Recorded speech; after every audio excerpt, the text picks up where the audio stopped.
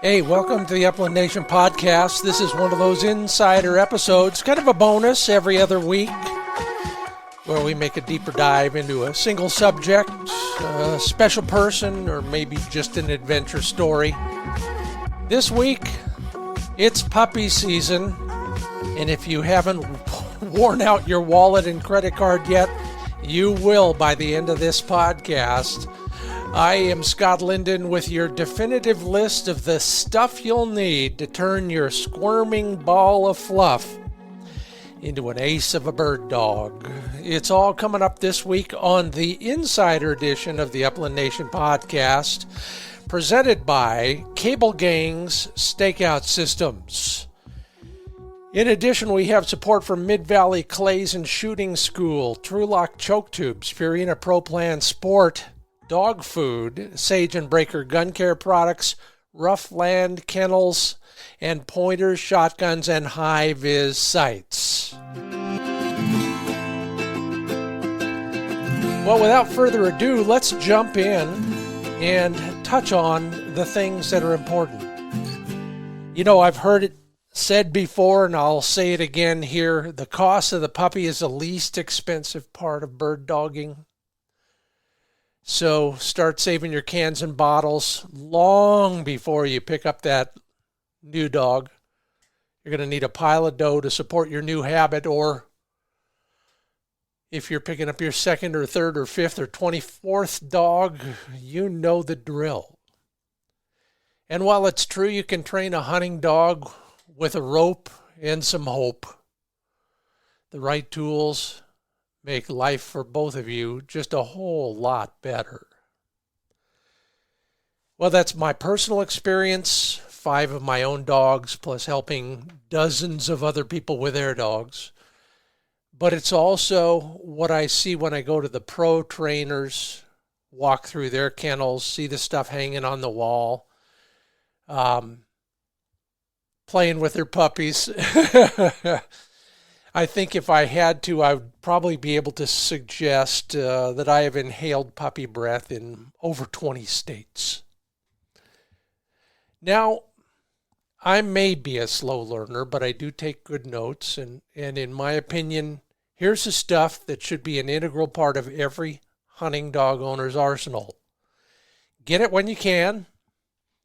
You will use it, and if you use it, you'll be a better trainer. The puppy will be a better bird dog. These are essential tools.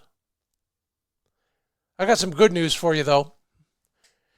A lot of them you can fashion from some of the garage and shop leftovers laying around.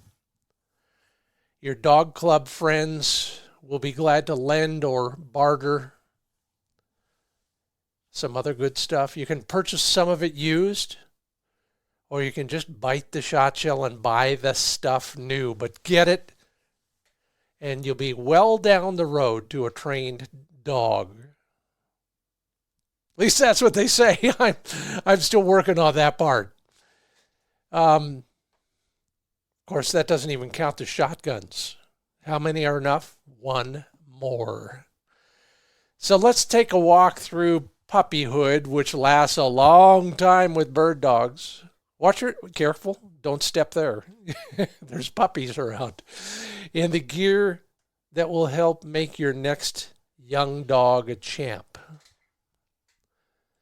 All right, you know, I see it all the time, and I cannot believe it. I don't care what online discussion I'm having or having coffee with a new dog owner.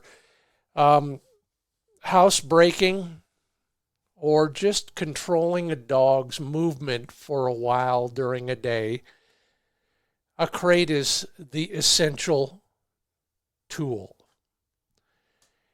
Not only is it good for your peace of mind, but it's good for the pup's peace of mind. It's a sanctuary, respite from you, especially when you're cleaning up bits and pieces of maybe a couch cushion that got eviscerated by a young dog.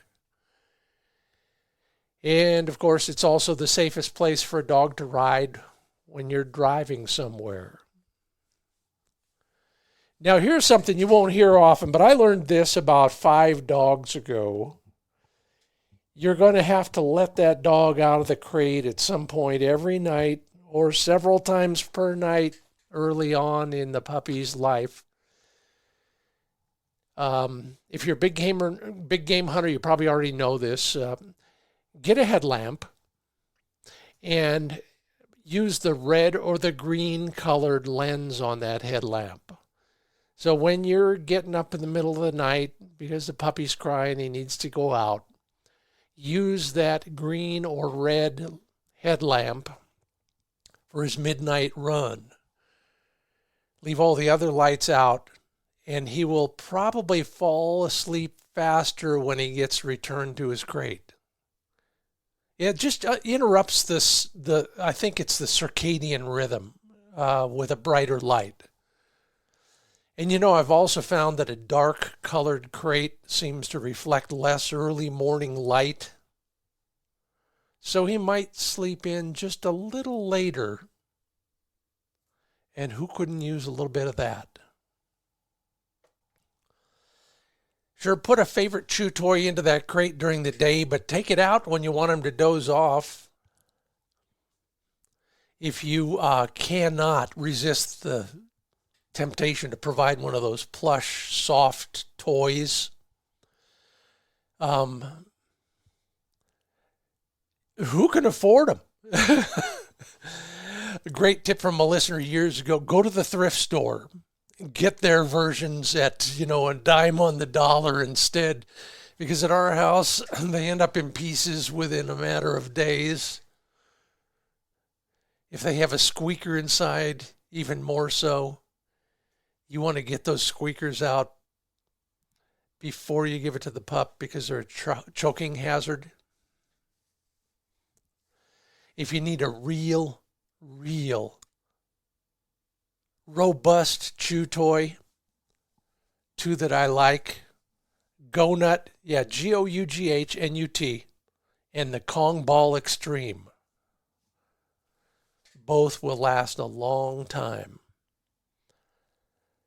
If you need a rawhide treat, the safest one I found is made by a company called Virbac, VIRBAC. Okay, there's the crate and the assorted activities that it's involved in.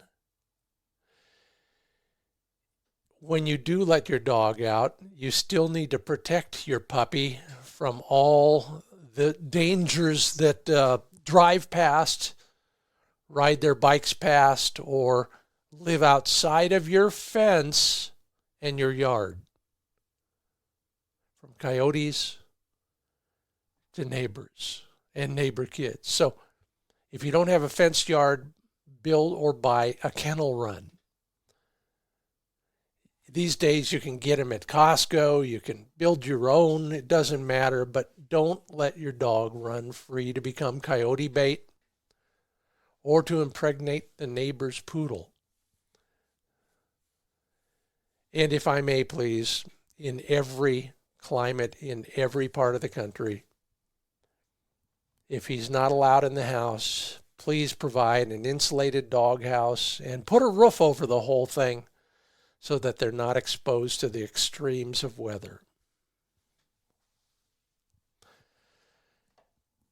I might add one more thing to the list. There's a kind of a transitional period before you trust your dog completely walking around in the house.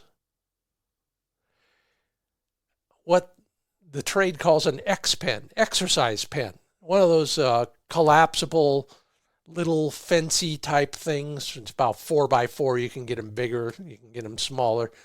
A good transitional step between just the crate and run of the house. And you can take it anywhere. We'll put the puppy pen out in the yard. Then we'll put it in a different yard. It's one of those, socialization drills. So consider getting one of those. A lot of people, I'm looking into my shop right now and I see two. I don't know why I got two, but now I have one to give away to somebody. Somebody else out there might have one for you as well. I'm Scott Linden. This is the Upland Nation Podcast Insider Edition, talking about puppy gear. And it goes on and on. I just received from my friend George Hickox his series of DVDs, which are very useful and very comprehensive. DVDs of one sort or another, videos, books, even the YouTube stuff, much of it will prevent some of your goofs. It will guide you towards a system for training, keep you on track with a plan. Unless you've been in the business a long, long time, just faking it won't work. Find a method and stick with it. Early on is when the best time, one of the best times, to teach your dog to drink from various containers. Like I said, there's a school of thought on the socialization side. Your dog should eat and drink from 7 different bowls over the course of their puppy life. Well, I would add to that something like the old school Boda. That you could squirt that water into your dog's mouth and into your own mouth. And that's the whole point of them. You can both drink from them in the field. You don't have to search for a bowl, fill your hat, or pour it out of a water bottle and waste so much of it. The sooner you start some of this, the better. And I might just also editorialize here. Same with all the stuff that you'll do in your tailgate check. Now is the time to start messing with a dog's nails, toes, eyes, ears, mouth, nose. Do all that. I know, a little off topic, but you get the idea. A collar and leash. Those are pup's introduction to control. The control that will keep him safe, the control that will help him learn to do what you want him to do. You'll go through a lot of collars, a lot of leashes. The first ones are small and lightweight and should be applied with a light hand. But ultimately, he learns he's got to follow your direction, not his whim all the time. At some point, maybe you need to go to a pinch collar, or a spiked collar, or a slip lead, but at this point, just a simple flat collar. When you're leash training, here's a tip that I learned from, any number of people, including Ronnie Smith.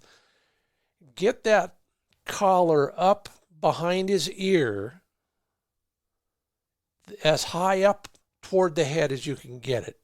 Just like a horse, a dog will go where his head points. You got the right amount of leverage if that collar is way up there. And by the way, that's a great place to put the e-collar later on as well. It won't slide down too far and be too loose or too tight. Now's the time, invest in a handful of those metal name tags with your phone numbers on them. Yeah, over the course of your dog's life, he'll go through a bunch of collars. You'll want a new tag that is not worn out for each of those collars. Just buy one bag full right now. Make sure it's your cell phone number as well as a landline if you still have one. I heard somebody yesterday say, yeah, well, I have a landline so that when I can't find my cell phone, I can call it. All right. So whatever it is, get those tags.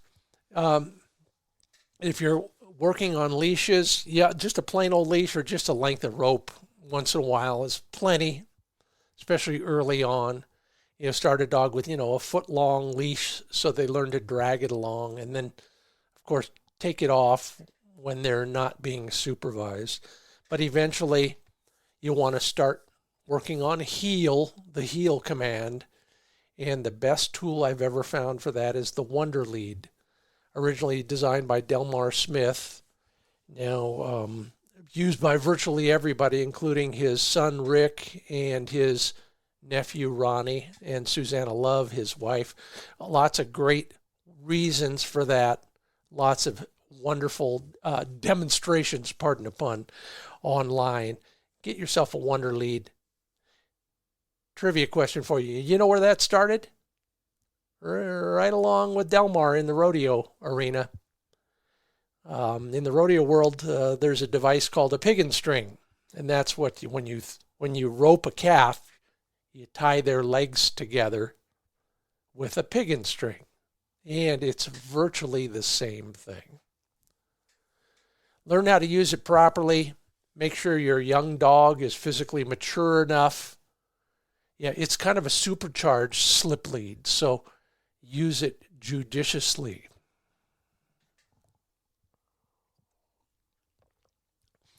Your next step in the control continuum is the tie-out stake. Yielding to the collar is the gateway to so many commands. You can fight with your pup every time you put a leash on him, or he can fight with the tie-out stake and the cable attached to it. Yeah, absolutely. Let him lose the battles to the mean old tie-out stake and cable instead of to you. Eventually, a check cord will come into the training regimen for steadiness, for quartering sometimes, for recall. You can buy one, or my preference is an old water ski rope. Go ahead, buy it. And if you're a water skier, go ahead and cannibalize that water ski rope, because who's going to have time for anything else after you get a puppy? The joy of an old water ski rope, that polyethylene, very lightweight, slightly stiff, so it won't wrap around shrub stems and trunks. It stays pretty much in a straight line, or close enough to a straight line. And as you lengthen it, it won't get too heavy. You'll also use it eventually when you're teaching steadiness, the half hitch around their flank, for example. And you'll use it while you overlay any electronic commands and corrections that you want to use. All right, I mentioned them. We may as well plug into the electronic discussion. Especially the Swiss Army knife of training collars. And that's the kind that, these days, the generic title, I think, is Track and Train. It's a GPS collar that also has all the other capabilities, stimulation, vibration, tone. Heck, if you ask it nicely, it might even make you a coffee. You'll be miles ahead if you bite the credit card bullet and invest in a Track and Train collar early rather than late. Once your pup figures out how to run, your peace of mind will be magnified exponentially if you know you can find your runaway anytime he's out beyond the fence. You may not use it for anything else for a long time, but that alone will justify your purchase. There are lots of other capabilities that you'll use, perhaps before you even consider using stimulation, which is a long way down the road. A training table. Yeah, there are variations on this depending on what you're using it for. If you're using it for steadiness, it could be a long table. It could be a barrel. It could be a place board. Whatever it is, there are lots of reasons to have one. Gets the dog off the ground. They're a little bit less confident in themselves and looking to you for guidance. You don't have to bend over as much. That's how it was invented. Bodo Winterhelt had a back problem, so brought the dogs up off the ground and said, hey, this works pretty well. You can do all sorts of things on that, from doctoring, tailgate checks, teaching steadiness, even retrieving starts on the table at our kennel. You'll find oodles of uses for it. And you don't need to spend a lot of money. If you're handy with a skill saw, one sheet of plywood will give you the materials you need, a couple gate hinges, and you're there. A couple saw horses, and it's up off the ground.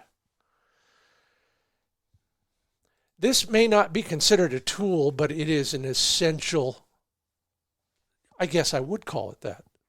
And that would be membership in your training and testing club. It's a breed club, it's a NASTRA chapter, it's a NAVDA group, it's whatever it is, find the nearest chapter and get involved. In fact, if you're picking up your pup later, get involved before you get him. Tests and training days motivate you. You get all sorts of advice and sometimes some sympathy from the members. Sometimes a group has training grounds or a bird supply, access to specialized gear, or at least you'll be networking with people who might have gear that they can lend or sell you. And please, and I've been to almost 100 of these kind of events over the years. Do more than your fair share when you go. Volunteer, pitch in, make the lunches, offer to plant birds. It doesn't matter, but help out, because in dog training clubs, and especially when it's hunt test or field trial time, karma becomes real. Whew, we're about halfway through here. I've got a lot more to talk about. Some of the free stuff that you can find or make. Some of the less common but critical gear, in my opinion, and including, drumroll please, the most important piece of training gear. It's all coming up on the Upland Nation Insider Edition, brought to you by cablegangs.com, cablegangz.com. Yes, I've mentioned tie-out stakes, and boy, they are critical for any number of uses, from training to safety. It's a courtesy. Nobody should be letting their dog run free at an event, for example. If you're going to have a tie-out stake, make it a Cable Gangs tie-out stake. These guys have broken everybody else's tie-out stake. Hey, me too. My pet peeve is when you hammer on those dudes long enough, the top mushrooms out, and that makes it unable to swivel anymore. The stake becomes useless. You may as well tie your dog to a fence post. These guys use stronger welds, stronger metal, and better engineering to ensure that that does not happen. Learn more about their entire product selection, from tie-outs to roding harnesses, collars, you name it, they've got it. These guys know what they're talking about because they're dog people too. cablegangs.com. Thank you, Brennan, and everybody over there. And thank you to the rest of our sponsors who make these Insider Editions possible. Mid-Valley Clays and Shooting School, Trulock Choke Tubes, Purina Pro Plan Sport Dog Food, Sage and Breaker Gun Care Products, Roughland Dog Kennels, Pointer Shotguns, and High Vis Sights. All right. I'm Scott Linden. This is the Insider Edition of the Upland Nation podcast. We're talking puppy gear, first year stuff that you will use forever. I was in the shed yesterday and I came across yet another retrieving bumper. That pile gets bigger every time I trip in the dark out there. And speaking of which, let's talk about that. I've got everything in there from those little wooden dowels. Some people call them bucks. You know, it's a wooden dowel with two blocks on the ends. I got a million homemade and store-bought soft versions. In fact, I created one of those, and thank you if you bought one. There's a million of those cylindrical plastic and canvas versions of bumpers and dummies. And every one of them has its use, so you may as well start collecting now. That doesn't even include the paint rollers and other things, the parlor tricks with hammers and all sorts of other weird stuff. But they all will find a use when you begin training your pup to retrieve. Now, when your puppy is teething, and thank you, Jeff Funky, for reminding me about this, be careful about using rigid materials. Ask your veterinarian when your dog starts losing his puppy teeth and starts acquiring his adult teeth, because holding rigid items while they're teething, it hurts. All right, and while you're acquiring a repertoire of retrieving bumpers and dummies, keep your eyes peeled for bird tails, wings, feathers, and of course, if you can get them now.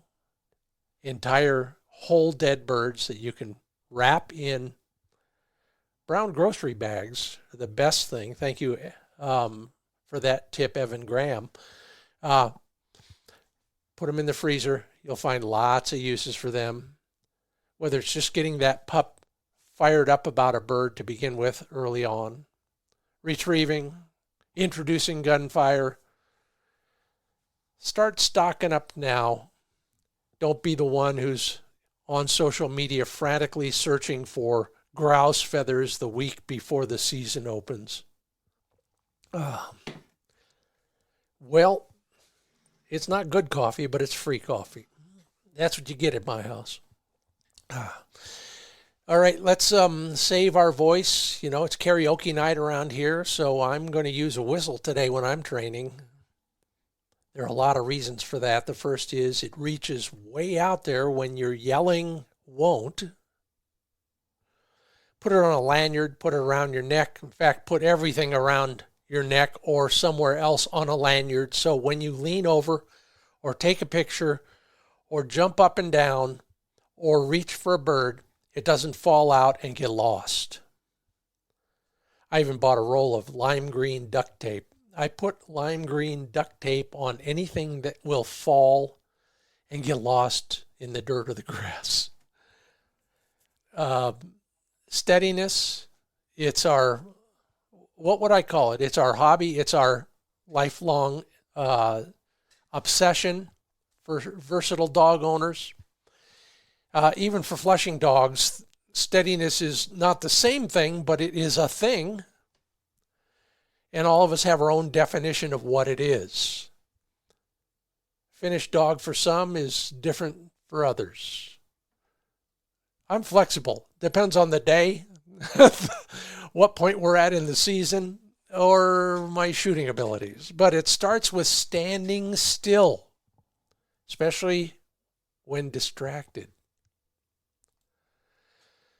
So remember, the cliche is a cliche for a reason. Birds make a bird dog.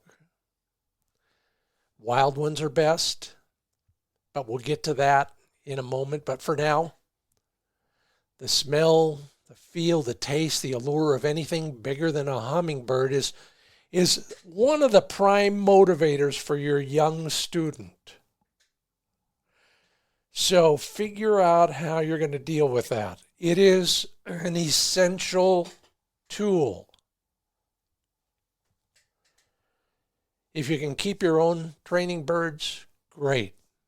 If you're going to do that, pigeons are tough. They reproduce well. They're a little bit easier to find, and they're probably the least expensive. And you don't need a whole bunch, but if you get 10 or 12, put them in a small coop, you'll be ahead of the game. Quail, great. Or if you can't keep them for some reason, find a local supplier who can give you or sell you or lend you homing pigeons, and plan on using them frequently. Now, I like pigeons. I have way too many, but that's because we also have lots of Cooper's hawks and red-tailed hawks out here, so I'm donating to them once in a while. The joy of pigeons is they survive most retrieves. So if you card them, it's called, or some other way, you slow them down in their flight so that they come to the ground and the dog is going to go get them, whether you want the dog to or not. They'll survive a lot of that. And if they're homers of any sort, they'll come back to the loft so they can be called up off the bench in the next inning. All good reasons to own and use your own training birds. Now, once your dog is responding correctly to pen-raised birds, and that's an entire podcast we'll have someday, and you have your GPS collar, then go out into wild bird country. You remember that song Marvin Gaye did? I think he did it with Tammy Terrell a long time ago. Ain't nothing like the real thing, baby. Yeah, perfect. But until you've built your pigeon loft or Johnny house, there are some other things you can use. Had some fun with this a while back on social media. Look to your kid's toy box. There are a lot of substitutes for flying birds that don't require any care and feeding, as long as you could sneak it out of the house without the children seeing it. This one's not from the toy box, I hope. Paper plates. Throw them frisbee fashion while a pup is leashed on a table. Eventually on the ground, of course. I cannot believe that they're getting $7 for them now, but that's the last one I saw. Those balsa wood toy airplanes. You know, you wind up the prop with a rubber band and it flies off. Not bad. Speaking of toys, a cap gun is perfect for the very, very earliest introduction to gunfire. Eventually, you'll want to invest in a decent blank pistol and eventually blank loads for your shotgun. Not toys, but in the same kind of steadiness evolution continuum. And no matter whether you're using pigeons, quail, or any other kind of training bird, remote-controlled bird launches are your insurance policy. Any other way to put a bird on the ground almost ensures your pup is going to crash in and catch a clueless bird every once in a while. That's a setback. You don't want your dog to learn that they can catch birds on the ground.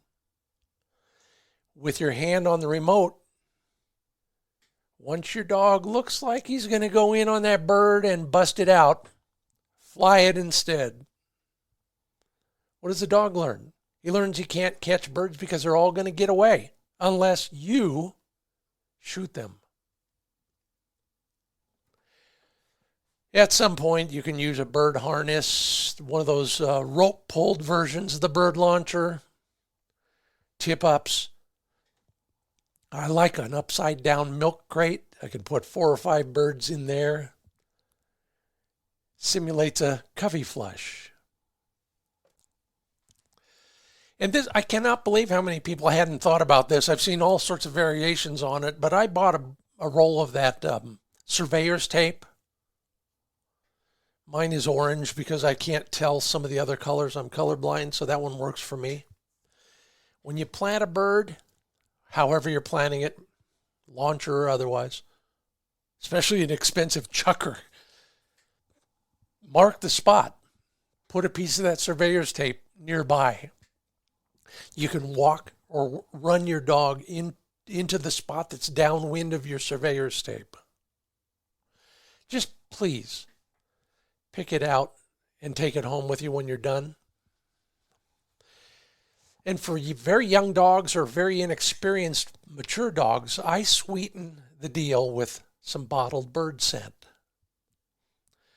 Yeah, it's not quite the same, it never will be, but it's better than a dog, on a warm day or when the wind shifts, or a dog that doesn't quite understand what bird scent is yet. It's just an amplifier. Pete Townsend never plays his electric guitar without plugging it into a Marshall stack, because that's what works. Bottled bird scent is our Marshall stack cranked up to 11. Bonus there, the stinkier the scent cone, the further back from the bird your pup will point. Got a problem with that? I didn't think so. All right, one more essential piece of gear. Tell you a little story. I took a lesson many years ago, right after I learned I was cross-dominant. The instructor told me, okay, before I'll teach you, by the way, did you bring 1,000 rounds? Yeah. Fill out this form. And on the form, it's one of the questions is, why do you want to learn to shoot better? My answer, and I'll bet yours as well, to keep the dog happy. Because what does a dog want more than anything besides true love and your constant attention? They want a bird in their mouth. So buy yourself a shooting card or a membership or whatever it takes to get to the local clay target range regularly. Perfect practice makes perfect. You've heard me talk about that sort of thing way too many times. But remember, they're called bird dogs because they live for birds. If you don't drop a few, he's going to find other ways to get them into his mouth. And none of them are conducive to a positive relationship. Well, there you have it. A good puppy can cost thousands of dollars, or you can pluck him from a cardboard box at the grocery store. No matter how you find one, the gear you use will magnify the hit on your wallet for sure. But if, as your CPA advises, you amortize those costs over a 10-year or more investment, and then maybe over a couple more dogs, it certainly pays off in spades. Think about the adventures you're going to have, the beautiful places you'll go, where you'll get to witness the magic of a well-trained dog doing what he was born to do. Living his best life and dazzling you. You cannot put a price on that. Hey, these insider editions of the Upland Nation podcast are made possible thanks to Cable Gang's Stakeout Systems and all our other sponsors: Mid-Valley Clays and Shooting School, TruLock Choke Tubes, Purina Pro Plan Sport, Dog Food, Sage and Breaker Gun Care Products, Roughland Dog Kennels, Pointer Shotguns, and High Viz Sights. Thanks so much for listening. Please tell a friend. I'm Scott Linden. This is the Upland Nation Podcast.